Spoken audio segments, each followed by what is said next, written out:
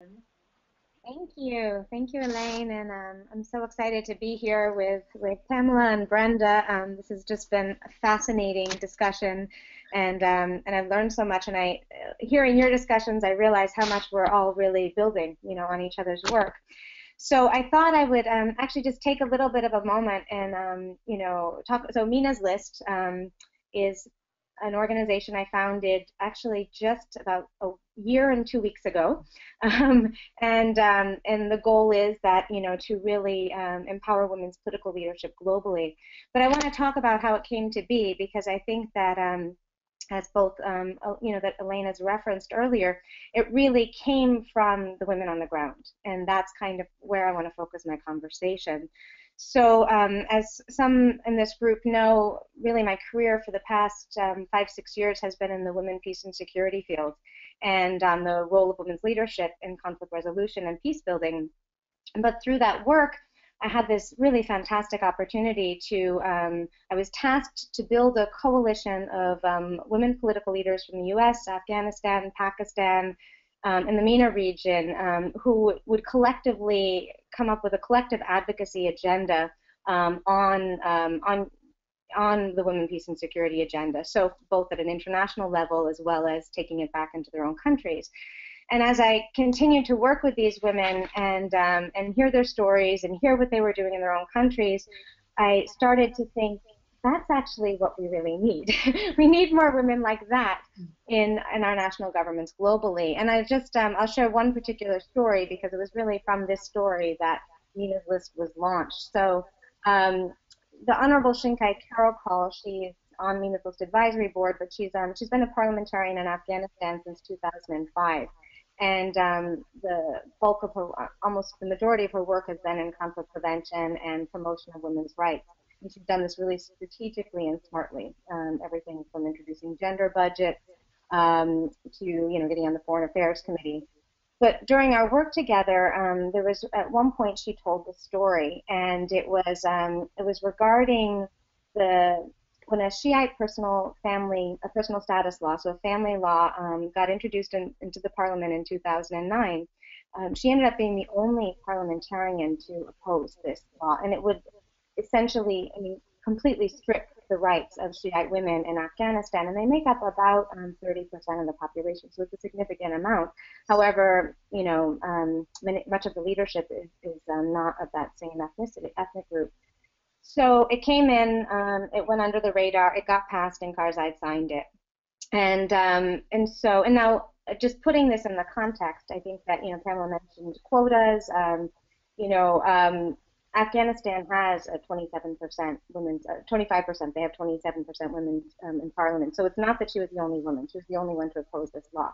But then she was so smart and strategic that she reached out to international media and she said, "I'm going to give you an exclusive interview. However, you have to release it at 6 a.m. on this specific day." And the day that she chose, it was a couple months later, was the day that international donor countries were going to go meet with Karzai to talk about funding post-2014. And it was the first thing on their BlackBerry when they woke up in the morning. They went in, they said, our funding's tied to gender equality, send this law back to Parliament. And by that point, she had already drafted 50 amendments to this law that would reinstate women's rights. And so after hearing that story, I was like, okay, that's how we're going to change our world. So I went, I sat down with Shinkai and we started to discuss. I said, how come, you were the only one in Parliament? What was really prohibiting you? So Mina's mission, our goal is to achieve women's equal and substantive political representation in national governments worldwide. And I think, Pamela talked to us a little bit about substantive participation. So essentially, substantive representation means that our women political leaders are both willing and able to advocate for women's interests in the political arena.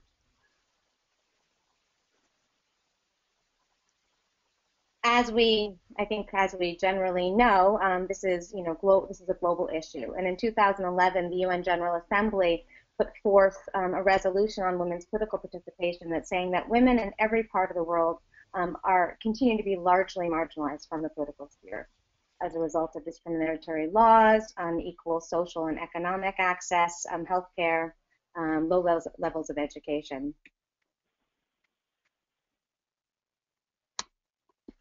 However, and following up again on what Pamela said earlier, the recent growth in women's political power is recognized as one of the most important trends in the past 100 years. And a 2013 report by the Interparliamentary Union showed that we could actually continue this increase, that we could achieve gender parity in 20 years if fully capitalized upon. So essentially, that is the goal of Mina's list. We want to provide, leverage this upward trend by providing resources needed to politically empower women who will advance women's rights.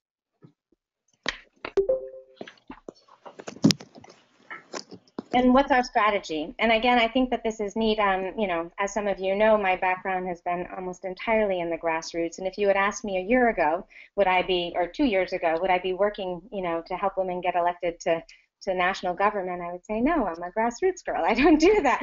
But what I really came to realize, is that no matter how much we're working at a grassroots level, if we don't have the policymakers in change doing it at that level so that we have the laws in place,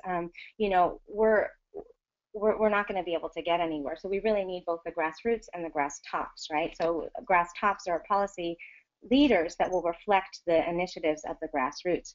So how do I do this? What is Mina's List strategy? We actually partner with in-country grassroots women's organizations, women's rights organizations, and together we have them. I ask them, who are the women political leaders in your country that are effectively advancing women's rights? And so Mina's List brings together our grassroots women's advocates, the existing current women parliamentarians who are advancing women's rights, and we pull them together to help them start to identify what are the barriers to women's, substantive and equal participation, and how do they, and to strategize how to overcome them. And then Mina's List really compiles the resources, the trainings, the toolkits, whatever is needed then to prepare aspiring women political candidates to run for office on a women's rights platform.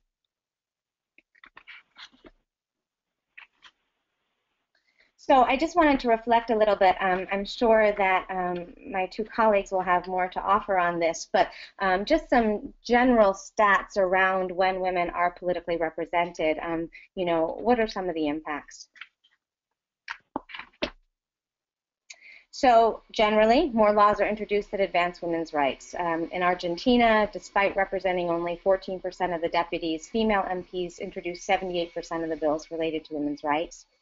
And Morocco is a fantastic example. Lubna Amhar, actually the parliamentarian in Morocco that's on our advisory board, shared how from the time that there was a gender quota introduced in 2002, which brought women into the parliament in Morocco, and then a significant increase by another quota in 2011. But since that time, women's rights, women's status in Morocco at a policy level has fundamentally changed. And some key examples are just the criminalization of marital violence and sexual harassment. But just in 2013, they abolished the law of shame, which allowed rapists to marry the victims to escape prosecution.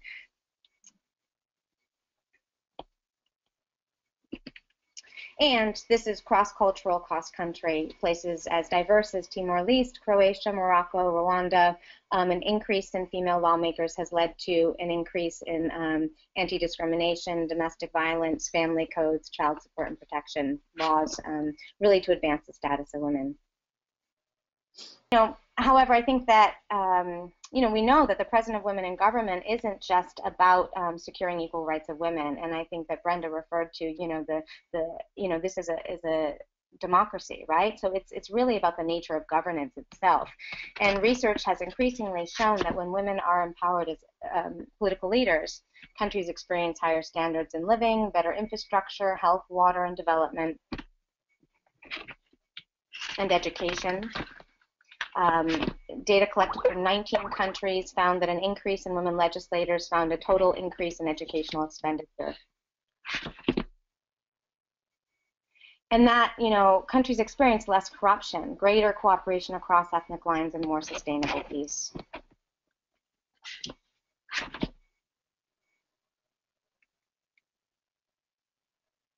Sorry, my slides are slow.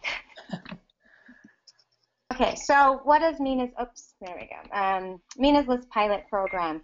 As Elaine mentioned, this year we're really starting our pilot launch in Afghanistan towards the Afghan parliamentary elections, which were supposed to be in 2015, but looking more like it's going to be in 2016. But we will be prepared, regardless of when they go. And what does our program, entail? What does Mina's List program entail? So the very first thing, as I mentioned earlier, is we host a listening session with the grassroots women's activists in country and current women parliamentarians. And it's really an information gathering session where Mina's List listen. We talk about barriers to women's, actually at every stage that Pamela had outlined, where the barriers or blocking points to women's political participation. We're really gathering information at each of those stages. And then asking the women to strategize what worked, what didn't, what are the lessons learned. And from that, then Mina's List develops workshop curricula for our aspiring women political candidates. And those aspiring women political leaders are identified, again, by the grassroots women's rights organizations, so they find who are leading, at our grassroots level, and who do we think could potentially be strong candidates. And then from there, Mina's List provides these empowerment workshops. And our current women MPs become mentors to these women. And that mentorship program is a 2-year program, so it actually goes through the campaign cycle, but then also once they're back in Parliament if they get elected, because again, the key is substantive representation, making sure that once they're there, they're willing and able to advance women's rights. And then our website is really, the goal is to become the international hub, on women's political participation documents, where you can go there and find resources, toolkits, whatever's needed to really support you. So 2 weeks ago, we held our first listening session of our Afghan pilot program in Dubai. We had 8 women parliamentarians representing each of the major ethnic groups and 6 Afghan women's rights activists from our partner organizations, which is the Afghan Women's Network and Afghan Women's Educational Center. And together, these 14 women collectively represented 11 different regions in Afghanistan. So I was so encouraged by that, because frequently the women don't even get a chance to talk together, right? So to bring them together. And actually in every way, the pilot, the listening session exceeded our expectations. The dialogues were so rich, the information was so strong, and unexpected outcomes. For example, actually Shinkai, said, I've been a parliamentarian for 10 years, and this is the first time that, MPs and civil society activists have actually had an opportunity to sit down and really dialogue and strategize together, and start to close this gap. To just a few demographic information about this group, because it's always a little bit interesting, is that of the 8 women MPs, 7 were elected on a reserved quota seat. 1 was elected in general election. Of the following issues that they identified as part of their political agenda for running, when they were running for office, economic development and employment, 4 out of the 8. National security, 3. Women's rights were 7 out of the 8. Governance was 7 out of the 8. And then social policies, healthcare, education, children were about 5 out of the 8. And then in terms of violent threats during their campaign, 5 out of the 8 said that they had received numerous violent threats, and 3 out of the 8 said they had received occasional violent threats, and 0 had received none. So what were our listening session goals? I'm not going to bore you with reading it, but I wanted just you to see, essentially it was to gather information about the specific and unique barriers, identify what trainings and skills were needed, and then to outline a roadmap for really putting this in place between now and the Afghan elections. So what were our outcomes? I'm breaking this up into both equal political representation and substantive, because equal, I think, is that access point that we were talking about, is how do they get in the door, and then substantive is once they're in there, how do they actually effectively advance women's rights. So what's I found fascinating, this is direct, we took this information directly from the women. We did annotated notes throughout the entire sessions and recorded it, so it's really reflective of what the women said. But when you look at this list, this is no different than if you kind of looked at a global list of what prevents women from running for politics. Lack of confidence, money, bias in the media, lack of education among voters. But because of the context of Afghanistan, it's getting to a whole nother level, right? When you're talking about just lack of money, you have women haven't had any agency over money, right? And women haven't been able to work out of the home for many years. So how do they actually access money networks to run for politics? When women, in certain areas in Afghanistan, when women aren't really, still trying to go outside of the house without a man, how do they have large, meetings, political meetings? So these barriers are tenfold when you're talking about that context. And then substantive political representation. And I think that I want to take a little bit of time to talk about this because the outcomes for this conversation were really powerful. One of the biggest that they talked about was the lack of coalition building, both internally in the parliament as well as with civil society, and really talked about that there wasn't a common women's agenda. Some had, there was a handful that did, but the external barriers, whether it was because they didn't have access to money networks. Now, where they got those money networks were from power brokers or landowners or warlords. Once they were in Parliament, the woman was beholden to where she had gotten her money, who was her supporter, as opposed to the women's rights agenda. And that's just one example. There's numerous. If they come from a strong religious or cultural tradition. The other interesting outcome was that, women's rights activists were profoundly, in the least, they were profoundly marginalized. At worst, there were like death threats, by other male MPs. So the fear to even advance a women's rights agenda was so strong. And then, some things that I think we find kind of across the board that, women don't hold. They don't have. There's only 2 out of the 18 commissions, which are kind of their decisive committees. Women only chair 2 out of the 18 of them. So then they don't have. Essentially the other 16 commissions, the agendas are set by men. So then the parliamentary agendas are set by men. So, and I think we find that across the board too. So when we looked at the empowerment workshops, we asked them to really identify what they thought was most needed for the aspiring women political candidates. Public speaking, barriers to getting elected, how to overcome that, successful mentorship, creating a campaign strategy. The women I was so impressed because it was clear that they had to have been so strategic themselves to get where they were, because they were talking about actually when we have aspiring candidates, in that first empowerment workshop, we teach them how to do a 5-year strategic plan for getting their particular issue agenda, implemented.